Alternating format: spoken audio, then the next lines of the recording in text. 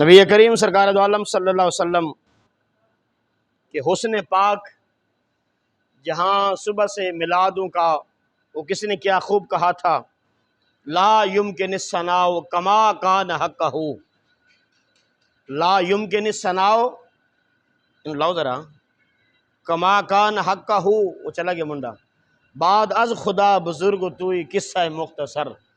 جس نے بھی حضور کی تعریف کی، جس نے بھی قلم اٹھایا، جس نے بھی آقا کریم علیہ السلام کا مقام اور مرتبہ بلند کیا، اس نے آخر میں یہی کہا لا یمکن الثناء کما کان حقہ۔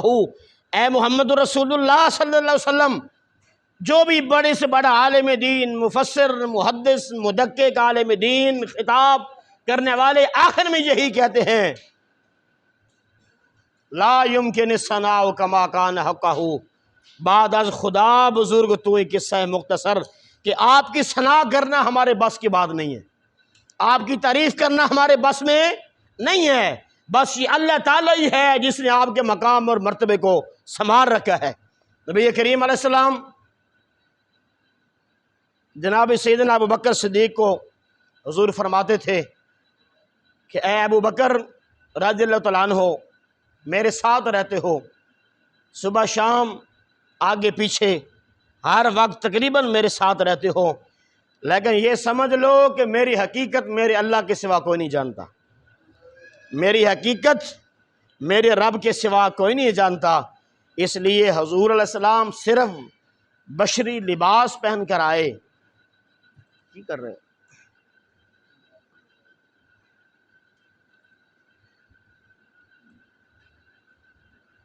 اے لانا اے نہیں لگنا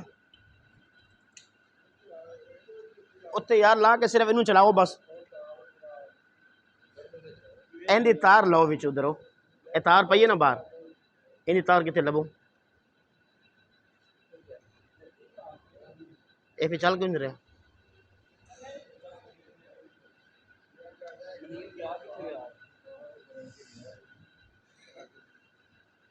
کرنٹ بھی جا نہیں رہا۔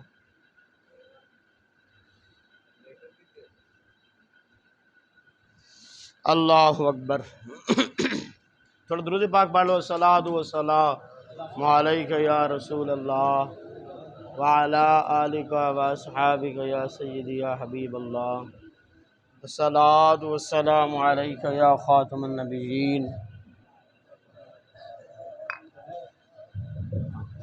بڑے سیٹنگ کرنا ذرا۔ تو اعلیٰ حضرت نے بھی کتنا پیارا انداز فرمایا، وہ کمال حسن حضور ہیں کہ گمان نقص ذرا نہیں۔ جیسے اعلیٰ حضرت کا انداز ہے، اسی طرح نبی کریم علیہ السلام کے سامنے حضور کی بارگاہ میں حضرت حسان بن ثابت نے بھی نبی کریم علیہ السلام کے سامنے کھڑے ہو کر حضور کا حلیہ بھی بیان فرمایا، حضور کے تذکرے کیے، حضور السلام کے نعت بیان فرمائی۔ حضور السلام کے سامنے فرمایا خلقت مبرئا من کل عیب کأنک قد خلقت کما تشاء۔ یا رسول اللہ، جیسے آپ سنورنا چاہتے تھے، جیسے آپ بننا چاہتے تھے، اللہ نے ویسے آپ کو بنایا۔ وَأَحْسَنُ مِنْكَ لَمْ تَرَ قَطُّ عَيْنِي۔ ایک صحابی کا عشق کا انداز دیکھیں، وَأَحْسَنُ، حضرت حسان بن ثابت فرماتے ہیں وَأَحْسَنُ مِنْكَ لَمْ تَرَ قَطُّ عَيْنِي۔ یا رسول اللہ صلی اللہ تعالی وسلم، آپ جیسا حسین میں نے آج تک دیکھا نہیں ہے۔ وَأَحْسَنُ مِنْكَ لَمْ تَرَ قَطُّ عَيْنِي وَأَجْمَلُ مِنْكَ لَمْ تَلِدِ النِّسَاء۔ اور یا رسول اللہ، آپ جیسے حسین کسی ماں نے آج تک پیدا ہی نہیں کیا، کسی ماں نے آج تک پیدا نہیں کیا۔ تو پھر آگے خود فرمانے لگے حضور کے سامنے، نبی کریم علیہ السلام کے سامنے حسان بن ثابت پھر خود فرمانے لگے وَأَحْسَنُ مِنْكَ لَمْ تَرَ قَطُّ عَيْنِي وَأَجْمَلُ مِنْكَ لَمْ تَلِدِ النِّسَاء خُلِقْتَ مُبَرَّئًا مِنْ كُلِّ عَيْبٍ۔ یا رسول اللہ صلی اللہ علیہ وسلم، اللہ نے آپ کو ہر عیب سے پاک پیدا فرمایا۔ کأنک قد خلقت کما تشاء، آپ جیسا بننا چاہتے تھے۔ اب ادھر بھی اگر کسی کو شرک نظر آئے تو وہ فتویٰ ہم پر نہ لگائے، وہ حضور سے پوچھے پھر وہ ثابت حضرت حسان بن ثابت سے پوچھے، آج اگر حضور کی تعریف پر کسی کا منہ بنتا ہے یا کوئی کہتا ہے کہ یہ شرک اور بدعت ہے، تو وہ جا کر خود حضور سے پوچھے کہ یا رسول اللہ یہ تو شرک ہو گیا۔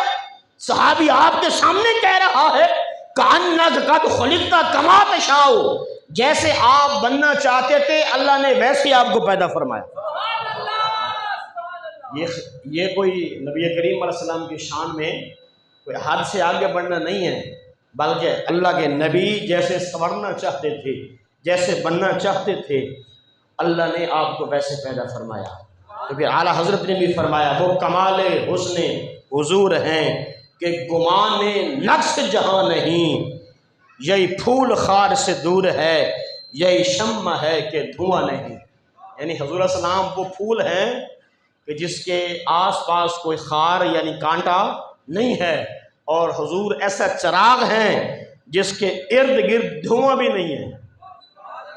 جناب حضرت بی بی آمنہ بنت وہب آپ پھر فرماتی ہیں کہ نبی کریم علیہ السلام کی جب ولادت باسعادت ہوئی، حضور علیہ السلام میرے جسم عطر سے نکلے تو فرماتی ہیں خود ثم خرج منی نور، میں نے دیکھا کہ مجھ سے کوئی میرے اندر سے نور جیسے کوئی نور نکلتا ہے، کوئی بچے کی درد زے نہیں ہوئی، تکلیف نہیں ہوئی، میں نے یہ صرف محسوس کیا کہ بس میرے اندر سے کوئی نور نکلا ہے، اور پھر اس نور کی برکت یہ تھی، اس نور کی جناب شعائیں اتنی تھی، اس نور کی چمک اتنی تھی کہ میں بیٹھی مکہ پاک میں تھی، میں نے کیسر و کسرا کے محلات بھی دیکھ لی۔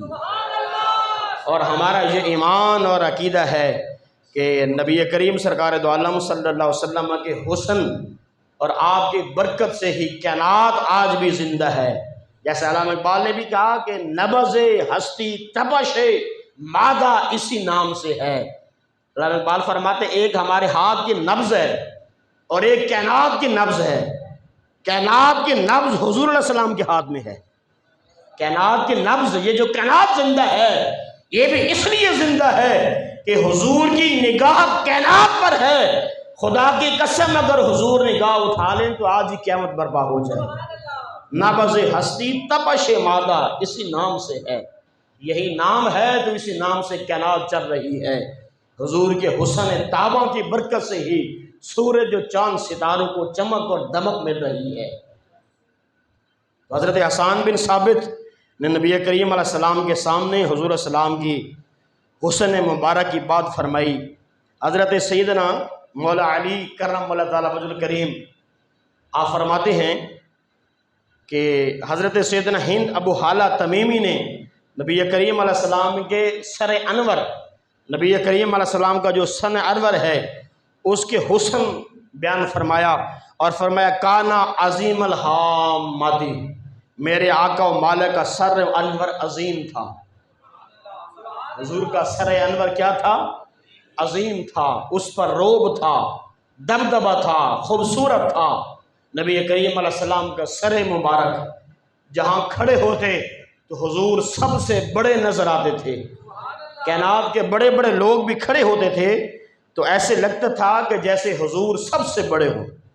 نبی کریم علیہ محدثین نے لکھا کہ اگر کوئی بہت بڑا قداور شخص بھی حضور کے سامنے کھڑے ہوتے تو بظاہر حضور کا قد درمیانی تھا، لیکن بڑے بڑے قداور شخص بھی آ جاتے حضور ان سے بڑے نظر آتے تھے۔ نبی کریم سرکار دو عالم صلی اللہ علیہ وسلم کا سر انور کی عظمت کے بارے میں فقہا فرماتے ہیں کہ نبی کریم علیہ السلام کی بارگاہ میں چند صحابہ عرض کی انہوں نے کہ یا رسول اللہ صلی اللہ علیہ وسلم آپ حشر کے دن کہاں پر ہوں گے؟ تو حضور صلی اللہ علیہ وسلم نے فرمایا میں اپنی جبین نیاز، یہ اپنا سر مبارک اللہ رب العالمین کے لیے سجدہ کروں گا، میں سجدہ کروں گا۔ اللہ فرمائے گا اور میں پھر شفاعت کروں گا، اشفا، میں شفاعت کروں گا۔ پھر فرمایا تشفع، اللہ میری شفاعت کو قبول کرے گا۔ عالم ارواح میں بھی حضور کے تذکرے، اگر قرآن آپ پڑھیں تو بے شک قرآن بیان فرماتا ہے وَإِذْ أَخَذَ اللَّهُ مِيثَاقَ النَّبِيِّينَ لَمَا آتَيْتُكُمْ، اللہ تعالیٰ فرماتے ہیں عالم ارواح میں سارے نبیوں کو کہ اے نبیو میں تم سے یہ عہد لے رہا ہوں، یہ وعدہ لے رہا ہوں کہ تمہاری زندگی میں اگر میرا نبی آ جائے بالا تنصرن، تم نے اس کی مدد بھی کرنی ہے اور اس پر ایمان بھی لانا ہے۔ یعنی پتہ چلا حضور عالم ارواح کے لیے بھی برکت ہے اور عالم دنیا کے لیے بھی حضور برکت ہیں، حضور رحمت ہیں۔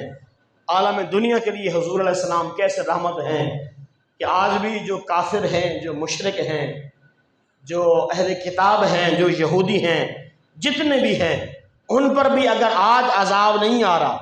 ابھی یہ پچھلے دنوں اسی ہفتے میں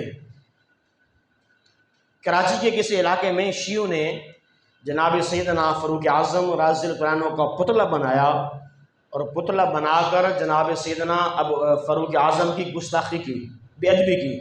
اسی طرح کچھ لوگ حضور علیہ السلام کے بارے میں نازیبا الفاظ کہتے ہیں، لکھتے ہیں، صحابہ کرام کے بارے میں کہتے ہیں۔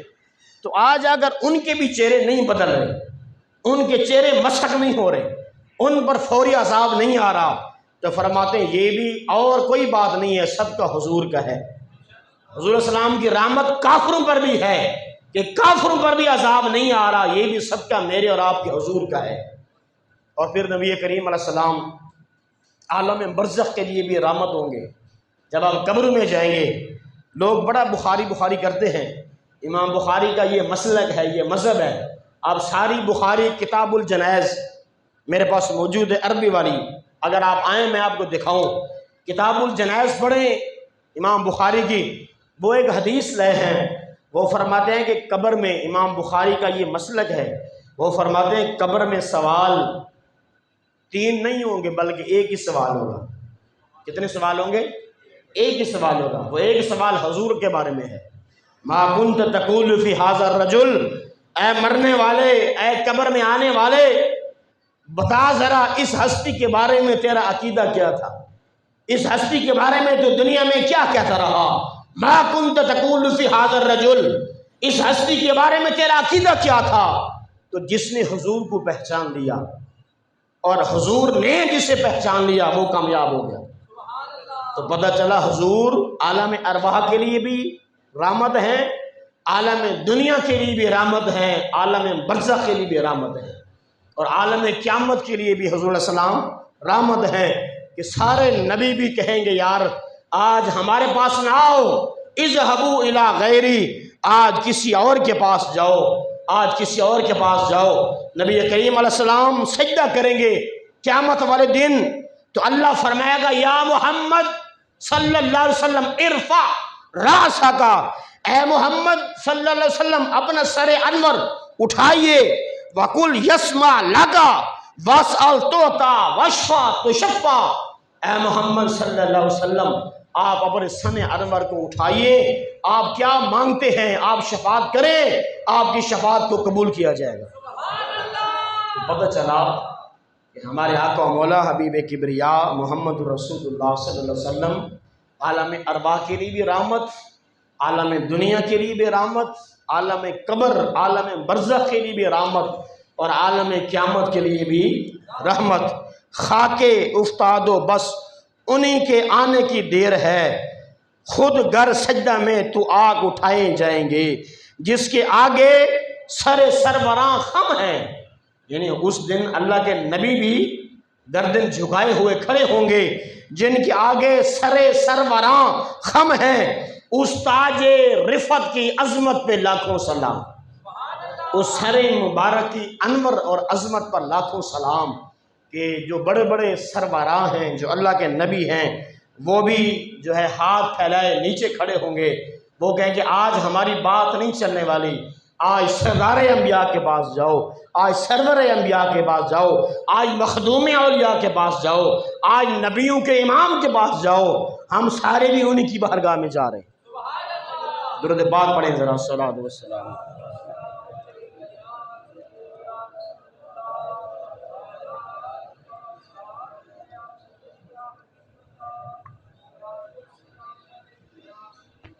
اللہ کے پیارے حبوب منزہ عن العیوب صلی اللہ تعالی وسلم، چونکہ سراپا معجزہ ہیں، حضور علیہ السلام کا سارا جسم بھی سراپا معجزہ ہے، جو حضور السلام کے موئے مبارک ہیں، بال مبارک، ایک ایک بال کو صحابہ کرام والے مرضوان بیت رضوان کے موقع پر اور صلح حدیبیہ کے موقع پر نبی کریم علیہ السلام نے جب بال منڈوائے اپنے سر مبارک کے، تو عروہ بن مسعود اس وقت مسلمان نہیں ہوئے تھے، یہ کافروں کی طرف سے آئے تھے حلیف بن کر، جو لکھتے ہیں شرائط ان کی طرف سے آئے تھے۔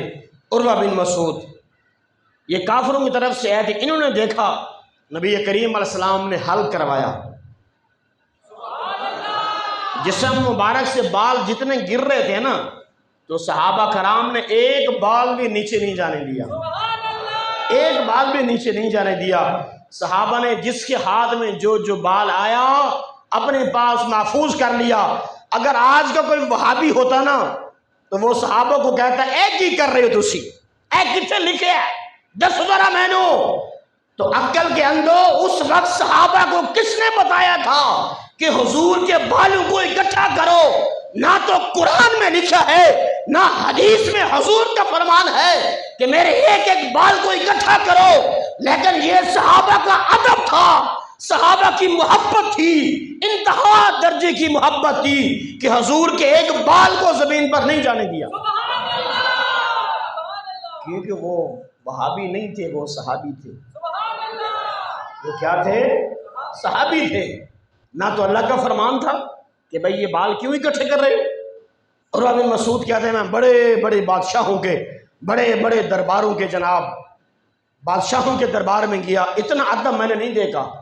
فرماتے ہیں حضور السلام وضو فرماتے، وضو، تو وضو کا پانی بھی صحابہ نیچے نہیں جانے دیتے تھے، حضور کے بال مبارک بھی نیچے نہیں جانے دیتے تھے۔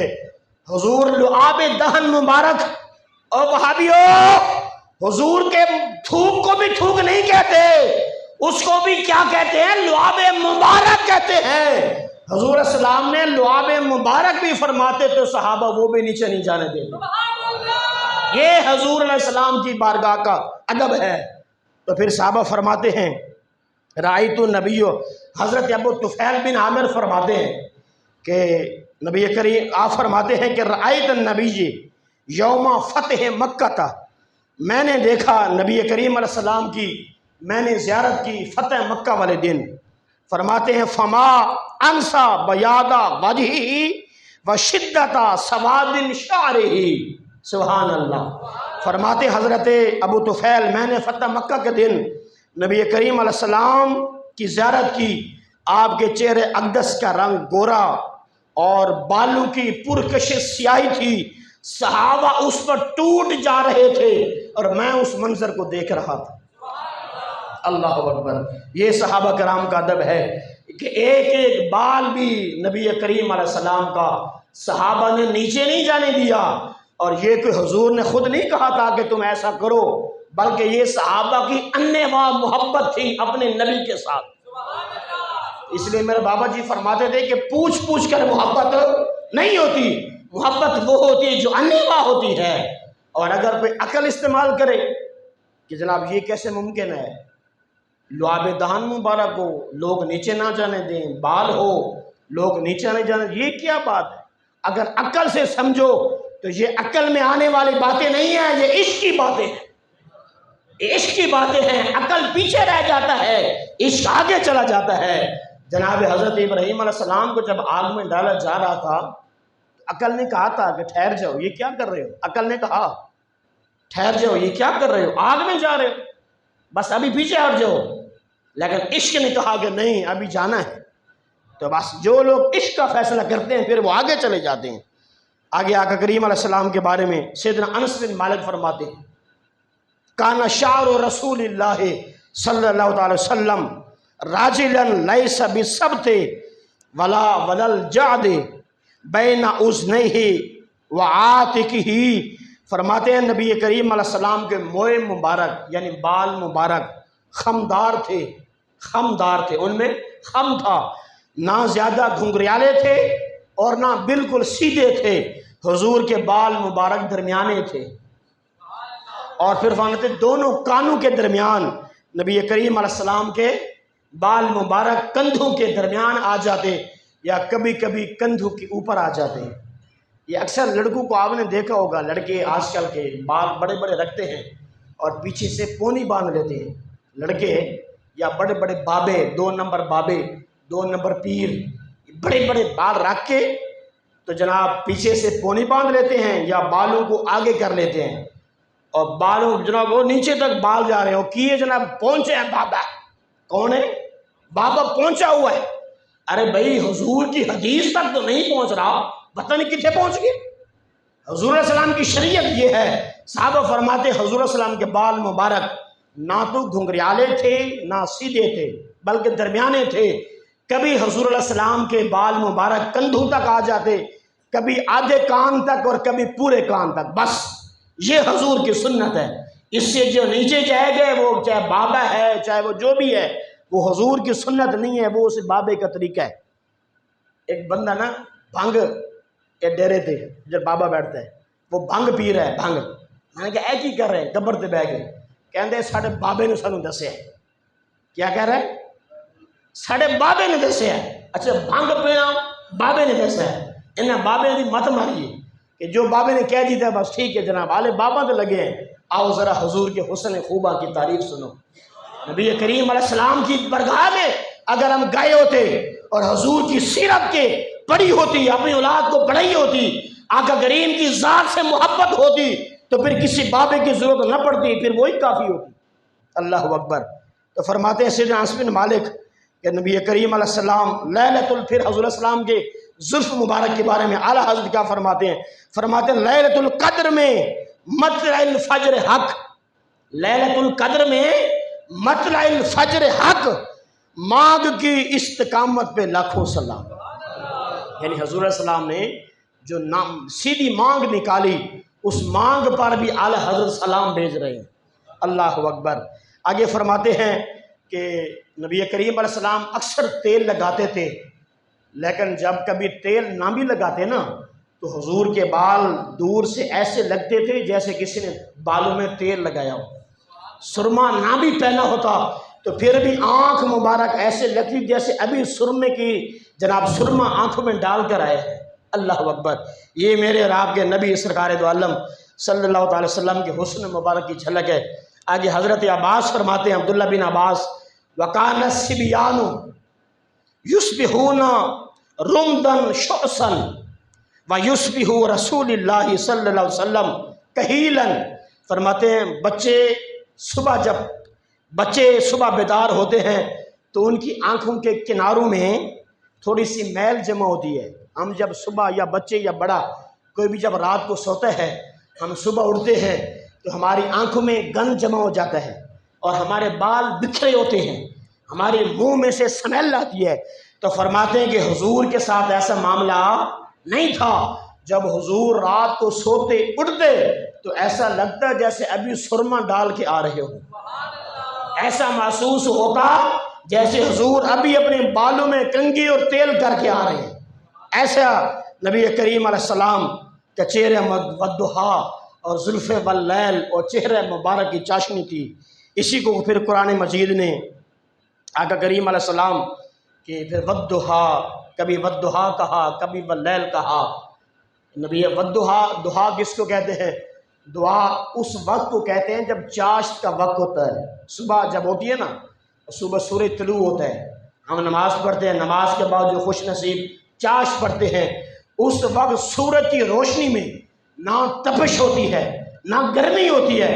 تو اس لیے حضور صلی اللہ علیہ وسلم کے چہرے کو اللہ نے قرآن میں دعا کے لفظ سے تشبیہ دی، اور میرے نبی کا چہرہ ایسا ہے کہ جیسے والضحیٰ، یعنی سورج جب پہلی کرن نکالتا ہے اس کی میٹھی میٹھی دھوپ اور خوشبو آتی ہے، تو مومنوں مسلمانوں میرے نبی کا چہرہ ایسے ہے، رہے گا یوں ہی ان کا چرچا رہے گا، بڑے خاک ہو جائیں جل جانے والے۔